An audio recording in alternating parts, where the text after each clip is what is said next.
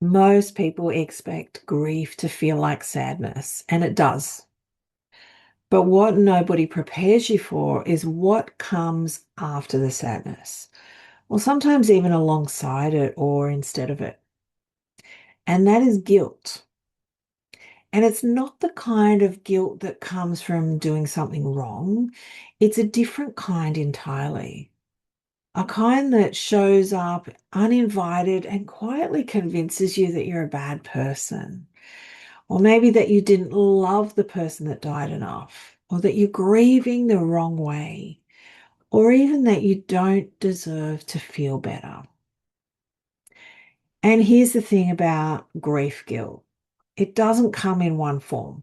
It comes in moments that you don't see coming, in responses that you didn't expect to have, or in feelings that make no sense until someone names them out loud, and suddenly everything clicks into place.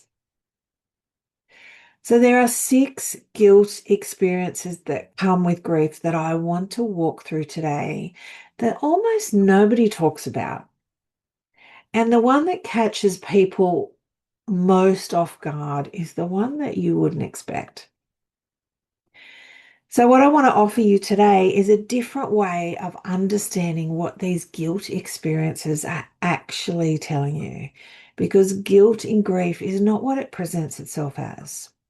And when you can see it for what it really is, it doesn't disappear, but it stops running the show and having all the power. So stay with me because by the end of this video, I also want to give you something that can help you to find your way back to yourself when the guilt has taken over and you've forgotten who you are underneath it all. So let's dive in. So grief, guilt is almost never evidence that you did something wrong. It's what love looks like when it's lost its person and it doesn't know what to do with itself. And when you understand that, the guilt doesn't disappear, but it stops having the same authority over you. Because guilt in grief is not evidence that you did something wrong, it's evidence that you loved. So let's run through these 6 guilt experiences around grief. Number 1, I wasn't there when they died. And this is one of the most common and the most painful. Someone steps out of the room for 5 minutes to go to the bathroom, grab a coffee, or they might be traveling to get to where the person's dying, or they might even be called in time. And they're not there when the person dies.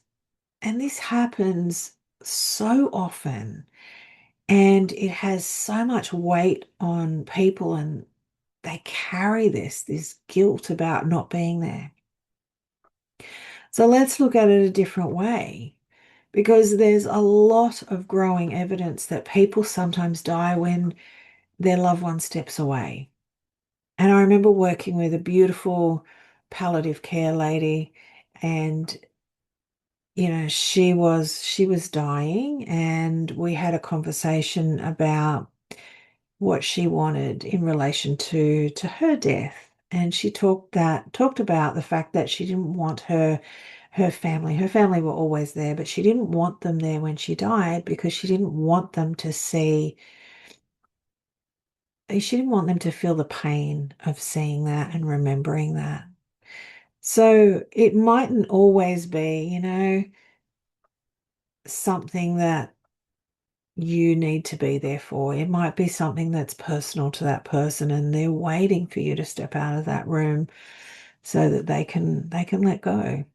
It's just something to think about. Number 2 is I felt relieved and I hate myself for it.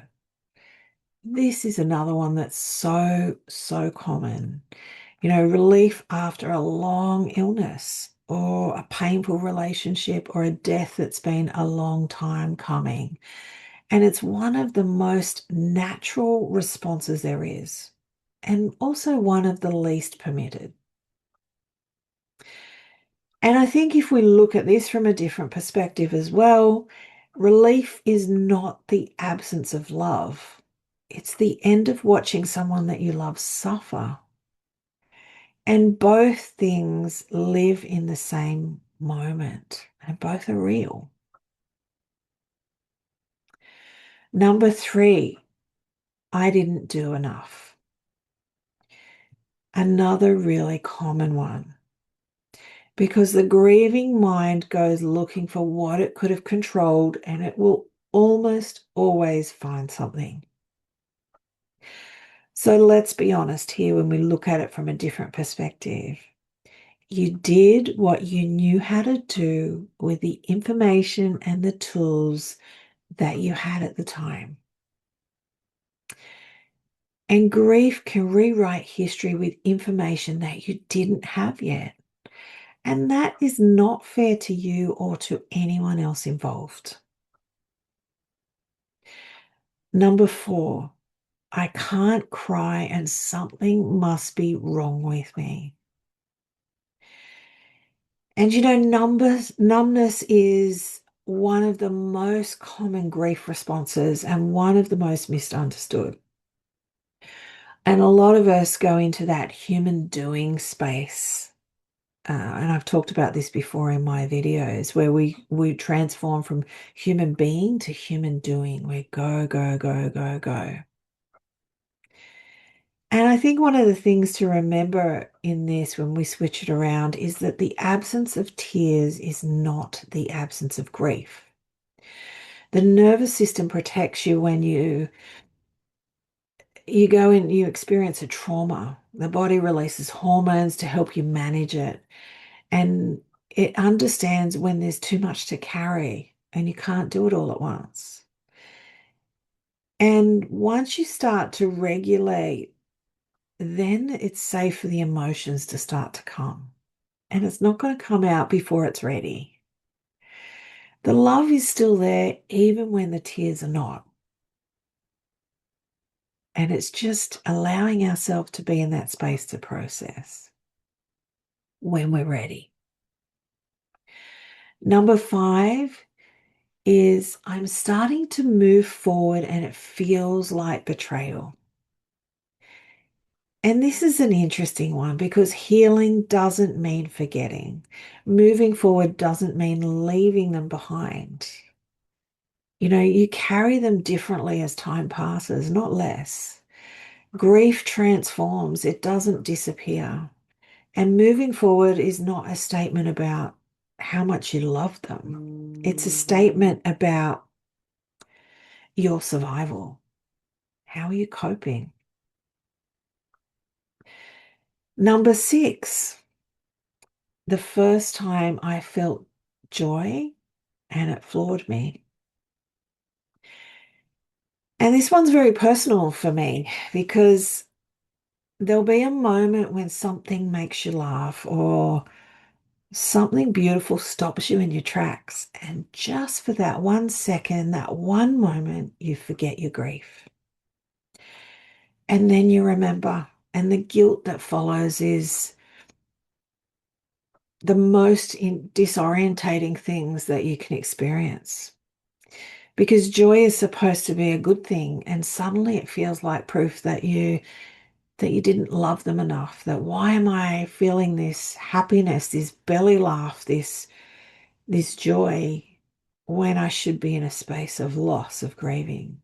I mean, this one hit me unexpectedly as well. And I think too that the joy is not a sign that the grief is over or that the love has faded. It's a sign that you are still alive. And that can be hard too, you know, knowing that you're still here and that person is not. And I know it sounds a bit cliche, but the person you lost would most likely want you to experience that joy. And this brings me on to another point. So, one of the things that I've found both personally and working with people through grief is that music can reach us in places that words can't. And I did a video on this last week because it can hold you in a feeling without requiring you to explain it or to justify it. So I've been writing these song lyrics specifically for moments like this, for when you need something that meets you where you are without trying to fix you, without trying to rush you, or trying to heal you. And the playlist is called Empowerment Songs, and I'll put a link in the description below. And I'll be adding to it each week. So, it's something you can listen to in the car or when doing cleaning or whatever it is you're doing around the house, just to be in that different mindset of what we normally sort of listen to. I think when you start being aware of the lyrics that you hear in songs, you're like, not sure if I want to resonate with that. Anyway, if you're in one of these 6 experiences right now, that playlist might be something that's just for you. So, grief guilt does not need to be fixed on a timeline. It doesn't need to be released on command. What it needs first is to be named. When you can sit there and say, this is grief guilt, not truth, you create just enough space to stop it from being the loudest voice in the room. And when that guilt gets very loud, when it starts telling you that you're not worthy of moving forward, that you don't deserve to feel joy, or that healing is betrayal, that is the moment to come back to yourself. Not to push the guilt away, but to remember who you are underneath it.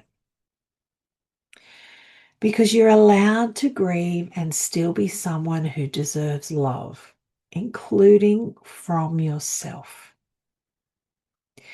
The self-love piece is not about affirmations or forcing positivity. It's about remembering that grief is something happening to you, not something that defines your worth. Guilt is a visitor. You're still the one who lives there. And the other thing I want to add is, just to finish on, is that grief is not linear, and neither is the guilt that travels with it.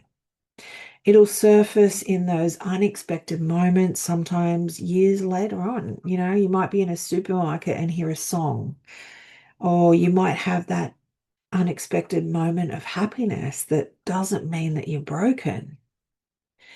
And it doesn't mean that you didn't love them enough or any of those reasons that we went through before. It just simply means that you love someone and that love is still looking for a home. If any of what I have named today resonated, I'd love to hear from you in the comments. You are not alone in this. And also, just as a reminder, I do have more videos in the grief and loss playlist, the empowerment songs playlist, and I also have a free resource called Reclaiming Yourself After Trauma and Grief.